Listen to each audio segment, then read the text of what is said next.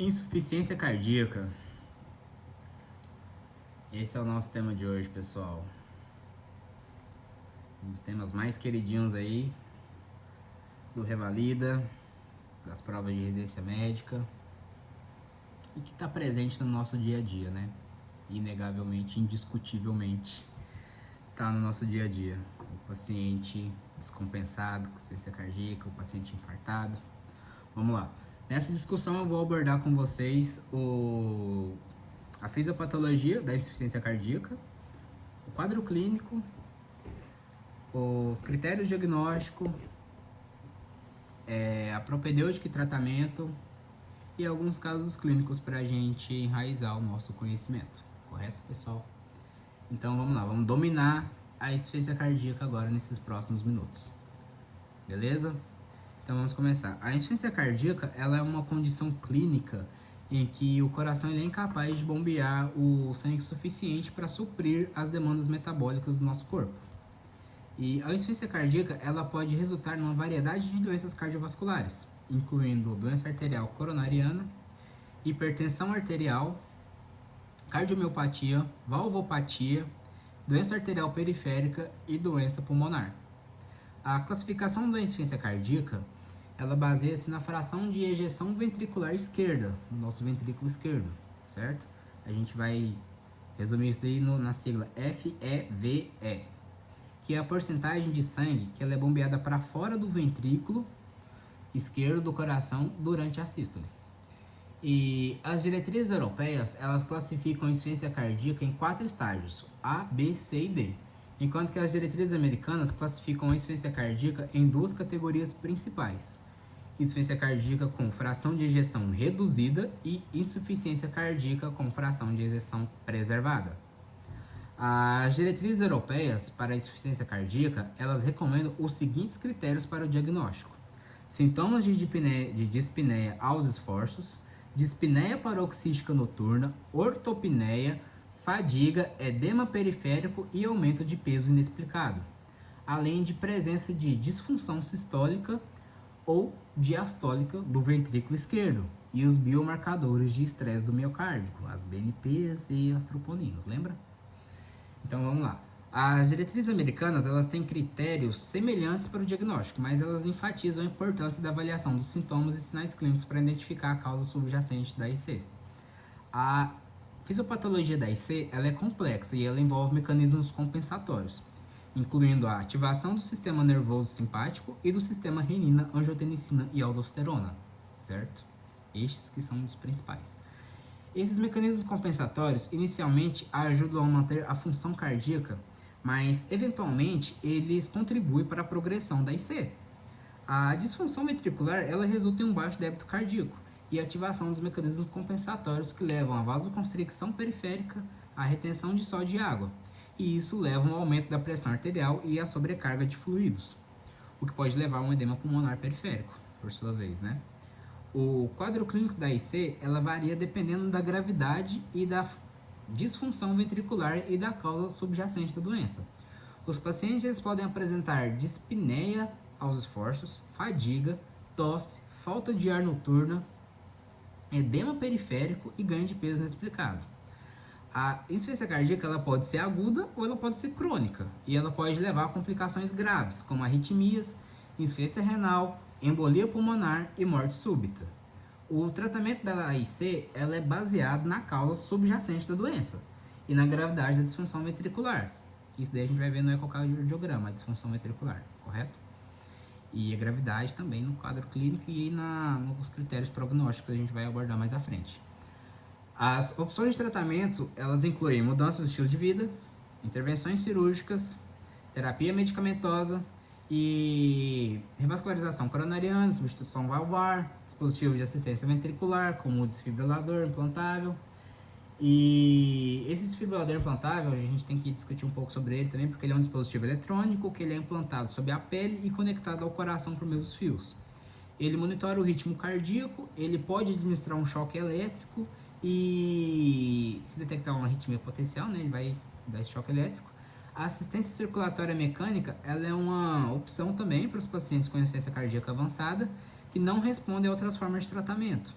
Esses dispositivos, como balão intra-aórtico e bombas ventriculares, ajudam a manter a circulação sanguínea e podem ser temporários ou permanentes, correto?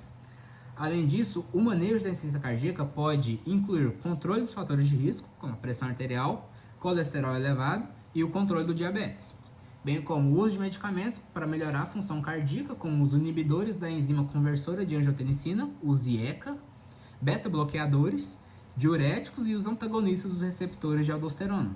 Em resumo, a insuficiência cardíaca ela é uma condição clínica comum que pode resultar em uma variedade de doenças cardiovasculares e apresentar-se com sintomas e complicações graves. O diagnóstico precoce e o tratamento adequado são essenciais para melhorar a qualidade de vida dos pacientes e reduzir a morbidade e mortalidade associadas à doença. O tratamento da insuficiência cardíaca ele é baseado no tratamento da causa subjacente da doença e na gravidade da disfunção ventricular. Veja que eu já repeti isso aqui umas 4 vezes, pessoal. Então isso daqui não tem como não ficar enraizado na mente de vocês.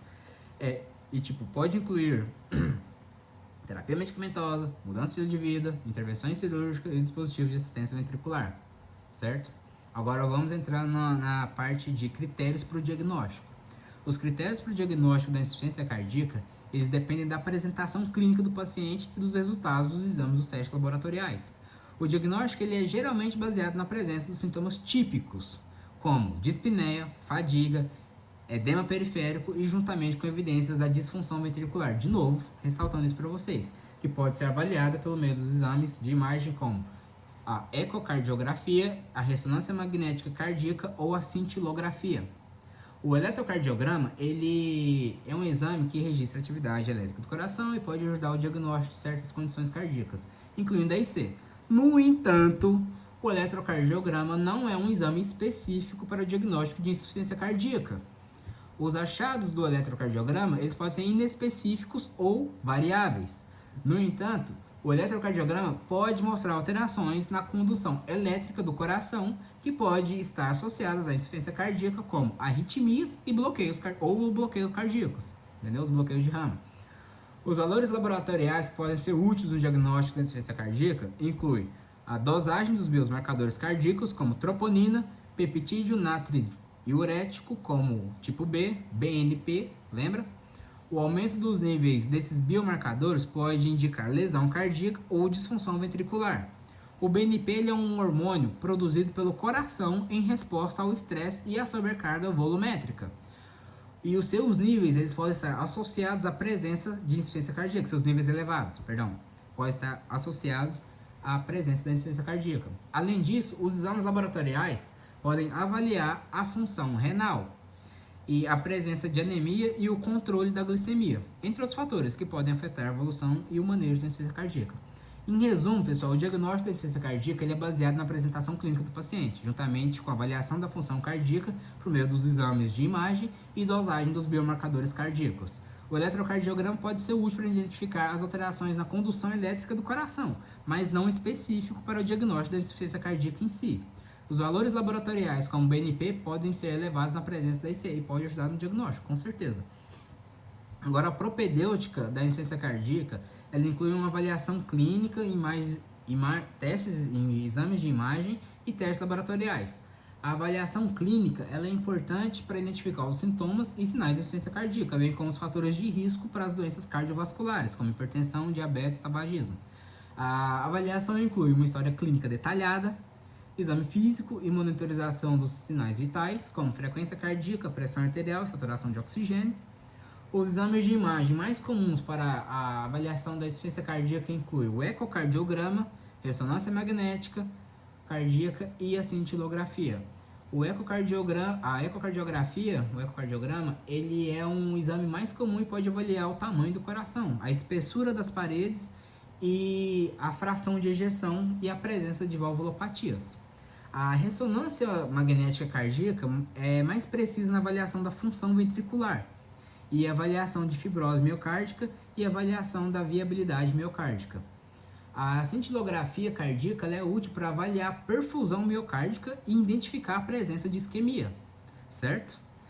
E a insuficiência cardíaca ela é classificada de acordo com a fração de ejeção ventricular esquerda, a FEVE, que é a porcentagem de sangue que é ejetado do ventrículo esquerdo a cada batimento cardíaco.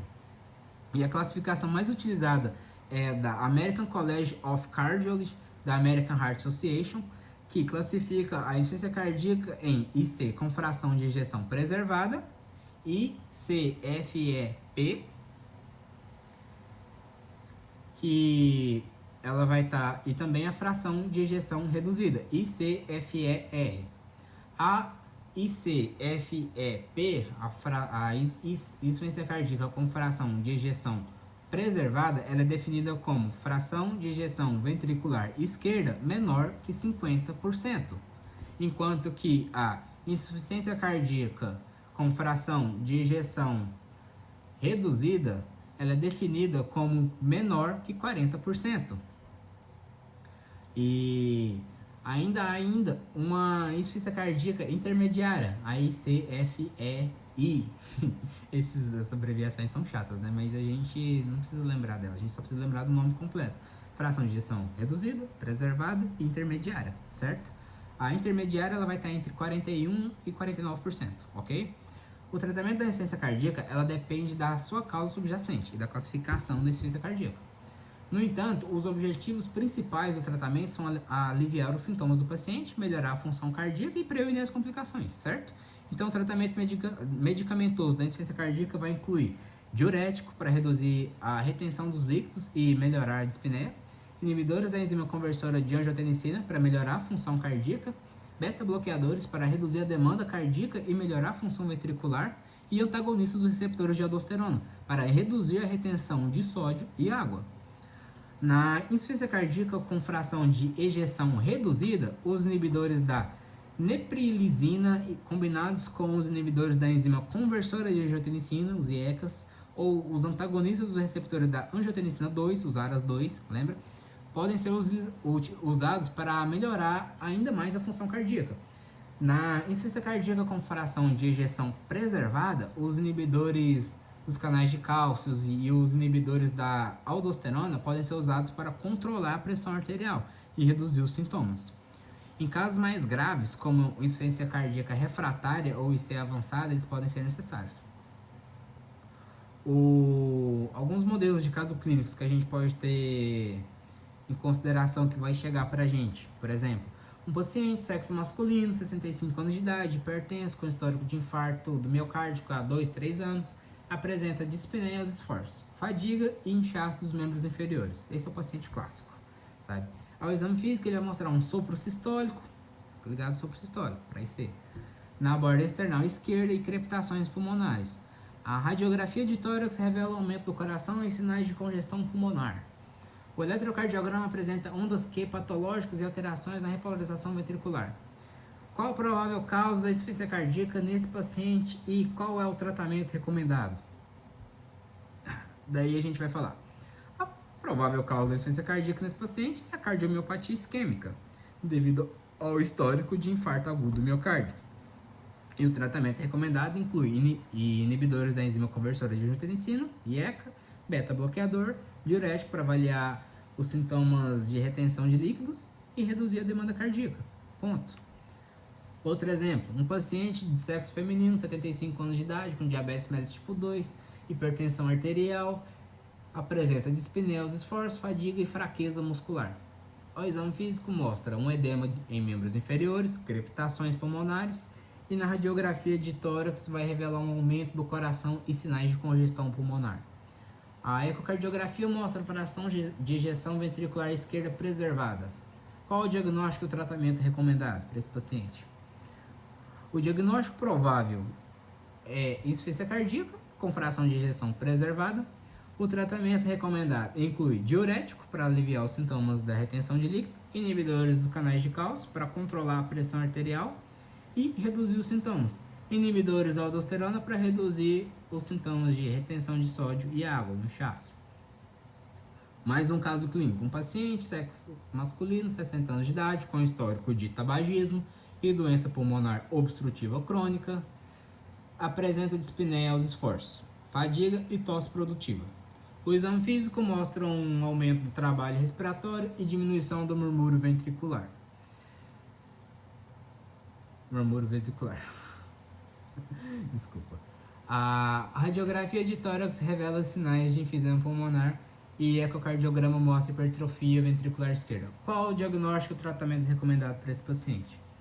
O diagnóstico provável é insuficiência cardíaca com fração de ejeção preservada, associado a doença pulmonar obstrutiva crônica. O tratamento recomendado inclui broncodilatador para reduzir o trabalho respiratório e melhorar a oxigenação. A gente pode fazer mão aí de salbutamol, salmeterol, formoterol, entendeu? E diuréticos para avaliar os sintomas de retenção de líquido e beta-bloqueadores para reduzir a demanda cardíaca e melhorar a função ventricular. Agora, alguns exemplos de caso clínico com fração de ejeção reduzida. Um homem de 55 anos de idade com histórico de infarto miocárdico e hipertensão arterial é admitido no hospital com dispneia, fadiga e edema em membros inferiores. O exame físico revela sopro sistólico na borda external esquerda e crepitações pulmonares. O ecocardiograma mostra fração de ejeção esquerda reduzida em torno de 30%. O paciente diagnosticado com insuficiência cardíaca com fração de ejeção reduzida e é tratado com inibidores de enzima conversora de angiotensina, IECA e os beta-bloqueadores e diurético. Mais um. Uma mulher de 70 anos de idade, com diabetes tipo 2, hipertensão arterial, admitida no hospital com dispneia, fadiga e tosse produtiva. O exame físico revela crepitações pulmonares e edema de membros inferiores. O ecocardiograma mostra uma fração de ejeção ventricular esquerda em torno de 25%.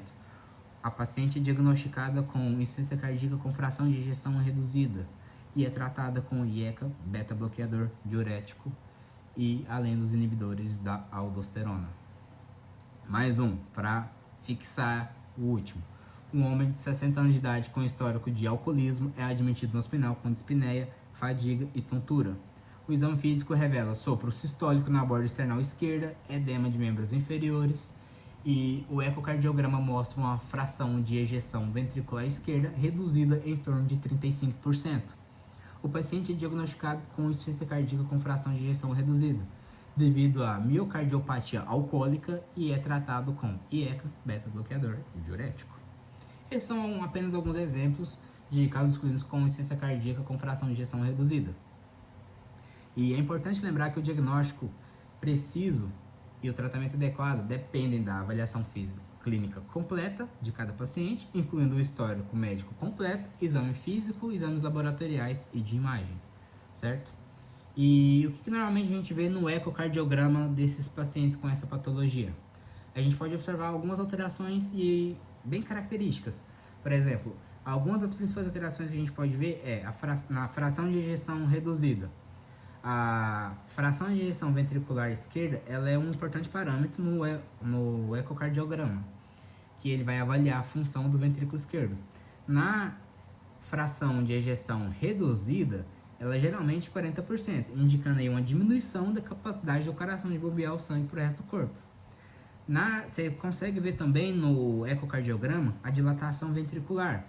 O ventrículo esquerdo ele pode estar mais aumentado, indicando aí uma redução da função contrátil e do aumento do volume de sangue residual após a sístole ventricular, certo? A gente pode ver também hipocinesia segmentar. A hipocinesia ela é uma diminuição da contratilidade do miocárdio e ela pode ser observada em algumas áreas do ventrículo esquerdo, incluindo aí a disfunção regional do coração, sabe? E a gente pode ver também uma regurgitação valvar. A insuficiência cardíaca, a insuficiência mitral, ela é uma complicação comum da IC com fração de ejeção reduzida e ela pode ser identificada no ecocardiograma pela presença de regurgitação de sangue do ventrículo esquerdo para o átrio durante uma sístole ventricular, entendeu? E a gente pode ver também uma pressão arterial pulmonar elevada. Com a insuficiência cardíaca de fração reduzida, ela pode levar a uma sobrecarga da pressão do sistema circulatório pulmonar, o que pode ser detectado no ecocardiograma pela elevação da pressão arterial pulmonar. E agora no eletrocardiograma, o que a gente consegue ver no eletrocardiograma na insuficiência cardíaca com fração de ejeção reduzida?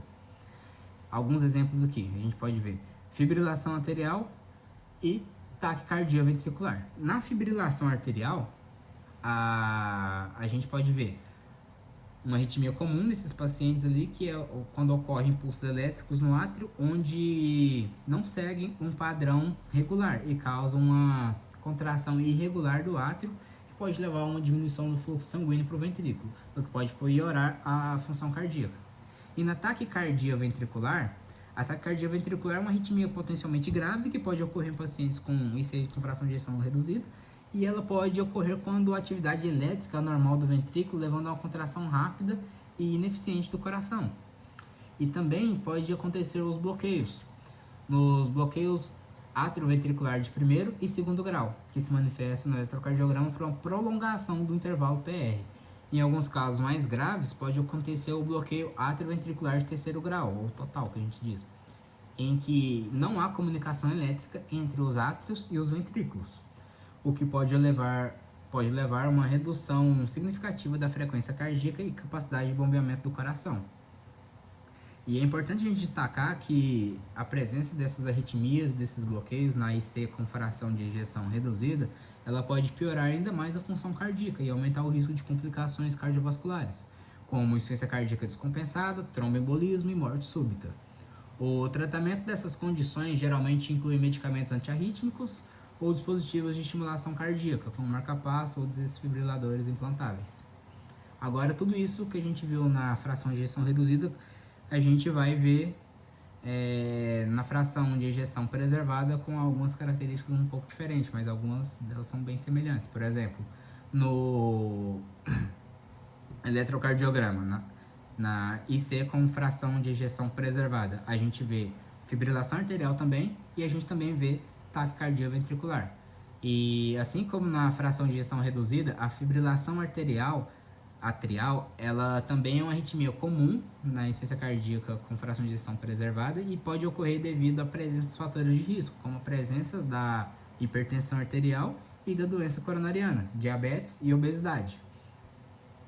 Na taquicardia ventricular, a taquicardia ventricular também pode acontecer na insuficiência cardíaca com fração de ejeção preservada, mas é menos comum do que na insuficiência cardíaca com fração de ejeção reduzida.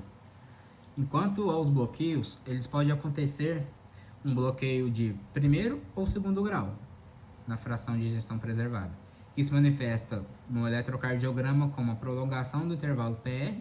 Em alguns casos graves pode acontecer um bloqueio de terceiro grau total, mas é menos comum na insuficiência cardíaca com fração de ejeção preservada do que na fração de ejeção reduzida. E é importante a gente ressaltar que a presença dessas arritmias e esses bloqueios na insuficiência cardíaca com fração de ejeção preservada, eles podem estar associados a um pior prognóstico e o aumento do risco de hospitalização e mortalidade cardiovascular. O tratamento dessas condições, eles incluem medidas de controle dos fatores de risco, como hipertensão arterial e diabetes, e uso de medicamentos antiarrítmicos, quando necessário, né? Em casos graves, pode ser necessário implantar dispositivos de estimulação cardíaca, como marca-passo e desfibriladores. E o tratamento farmacológico da insuficiência cardíaca com fração de ejeção preservada, ele é baseado em algumas classes medicamentosas que têm como objetivo controlar os sintomas e melhorar a qualidade de vida e reduzir as complicações cardiovasculares. As principais classes de medicamentos para insuficiência cardíaca com fração de ejeção preservada são inibidores da enzima conversora de angiotensina, inibidores dos receptores da angiotensina, o ARA2, IECA, ARA2, e esses medicamentos eles são utilizados para reduzir a pressão arterial e melhorar a função cardíaca. Eles podem ser prescritos em casos de IC com fração de ejeção preservadas associado à hipertensão arterial. Os diuréticos. Os diuréticos são utilizados para reduzir o acúmulo de líquido nos pulmões e nos tecidos, aliviando os sintomas de dispneia e edema. Eles são especialmente úteis em pacientes com sintomas de congestão pulmonar e edema periférico. E beta-bloqueadores. Os beta-bloqueadores são medicamentos que reduzem a frequência cardíaca e a pressão arterial, melhorando a função cardíaca e reduzindo os sintomas da insuficiência cardíaca. Eles também podem ser prescritos em casos de insuficiência cardíaca com fração de ejeção preservada associados à hipertensão arterial. Desculpa a pausa. Antagonistas dos canais de cálcio. Esses medicamentos podem ser utilizados em casos de insuficiência cardíaca com fração de ejeção preservada associada à hipertensão arterial para reduzir a pressão arterial e melhorar a função cardíaca. E as estatinas? Estatinas são medicamentos que reduzem os níveis de colesterol no sangue, prevenindo as formações de placas de gorduras nas artérias, as ateroscleroses. Elas podem ser prescritas em caso de insuficiência cardíaca com fração de ejeção preservada associada à doença arterial coronariana. É importante a gente ressaltar que o tratamento da insuficiência cardíaca com fração de ejeção preservada, ele deve ser individualizado de acordo com as características e necessidades de cada paciente, e além disso é fundamental adotar um estilo de vida saudável, com dieta equilibrada, prática regular de atividade física e abstenção dos hábitos nocivos, como tabagismo e o consumo excessivo de álcool. E quais são os medicamentos usados na IC com fração de ejeção reduzida? São basicamente os mesmos, mas com critérios diferentes. Vou falar aqui para vocês todos eles. Primeiro, inibidores da enzima conversora de angiotensina, IECA. Antagonistas dos receptores da angiotensina 2, ARA2. Eles podem reduzir a mortalidade ou o número de hospitalizações em pacientes com insuficiência cardíaca com fração de ejeção reduzida. E eles reduzem a pressão arterial e melhoram a função cardíaca. Beta-bloqueadores. Os beta-bloqueadores reduzem a frequência cardíaca, a pressão arterial e melhoram a função cardíaca. Eles também podem reduzir a mortalidade e o número de hospitalizações em pacientes com insuficiência cardíaca com fração de ejeção reduzida. Diuréticos. Os diuréticos são realizados para reduzir o acúmulo de líquidos nos pulmões e nos tecidos, aliviando os sintomas de dispneias e edema. Antagonistas da aldosterona, os ARAs. Esses medicamentos podem ser utilizados em pacientes com insuficiência cardíaca com fração de ejeção reduzida em estágio avançado ou com insuficiência cardíaca grave. Eles melhoram a função cardíaca e reduzem a mortalidade. Inibidores da neprilizina. Esses medicamentos são usados em combinação com os IECAs e em pacientes com insuficiência cardíaca com fração de ejeção reduzida sintomática para reduzir a mortalidade e o número de hospitalizações. Digoxina. A digoxina ela é usada para controlar os sintomas de insuficiência cardíaca como dispneia e fadiga. Ela também pode reduzir a mortalidade em pacientes com insuficiência cardíaca com fração de ejeção reduzida. Ivabradina. A ivabradina é um medicamento que reduz a frequência cardíaca e melhora a função cardíaca em pacientes com insuficiência cardíaca com fração de ejeção reduzida, sintomática.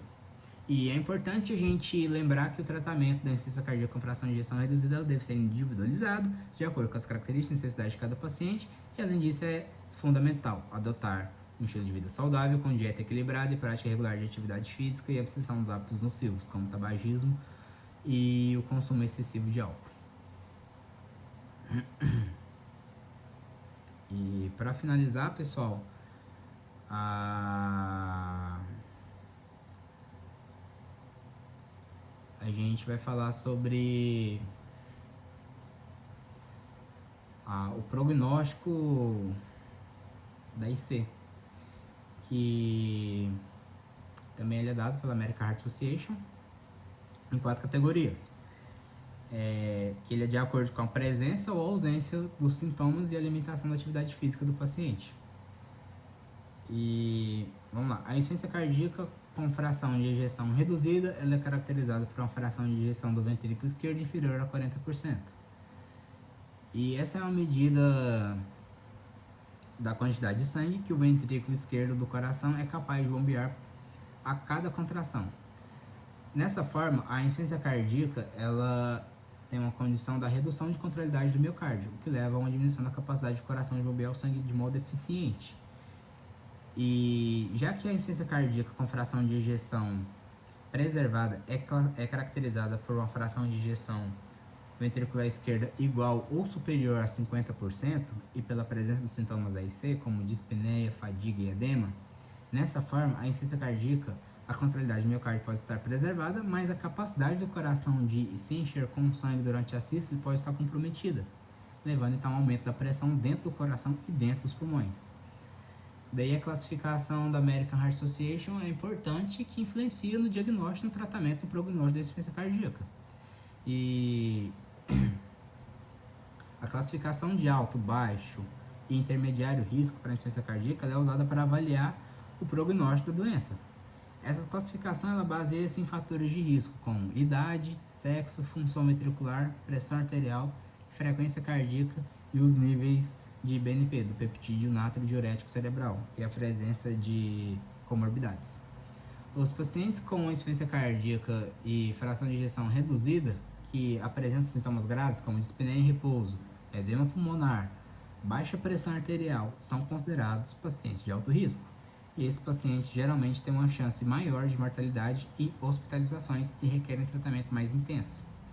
Por outro lado, os pacientes com insuficiência cardíaca estável, sem sintomas graves, sem hospitalizações recentes e com fração de ejeção ventricular esquerda acima de 35%, são considerados de baixo risco. E esses pacientes aí têm um prognóstico mais favorável e geralmente requerem menos intervenções terapêuticas. E os pacientes com insuficiência cardíaca com fração de ejeção ventricular esquerda entre 35% e 40% e com sintomas moderados são considerados pacientes de risco intermediário. E esses pacientes requerem uma avaliação mais cuidadosa e determinar o tratamento mais apropriado. A classificação de risco é importante para a gente guiar o tratamento e para estimar o prognóstico da doença. Pacientes de alto risco geralmente requerem intervenções mais agressivas, como hospitalizações e monitorizações mais intensas, enquanto pacientes de baixo risco podem ser gerenciados de forma ambulatorial ou com intervenções menos invasivas. Certo, pessoal? E esse foi um resumo geral. Na verdade, foi uma aula completa, na minha humilde opinião, sobre insuficiência cardíaca, onde a gente conseguiu abordar fisiopatologia, critério diagnóstico, tratamento e alguns casos clínicos para a gente estar enraizando o nosso conhecimento. Exemplos de casos clínicos de como os pacientes chegam para a gente, correto? A gente vai ter alguns casos clínicos de provas, né, de revalidação, que eu vou deixar logo abaixo aí para vocês. Mas para vocês dominarem o tema, é isso, gente. Não é nada mais, nada menos do que isso. Vejam, revejam várias vezes e façam as anotações devidas. Eu vou deixar aqui para vocês também um resumo para vocês estarem lendo, tá ok? E insuficiência cardíaca é isso, tema dominado. Bora para a próxima agora. Falou, galera.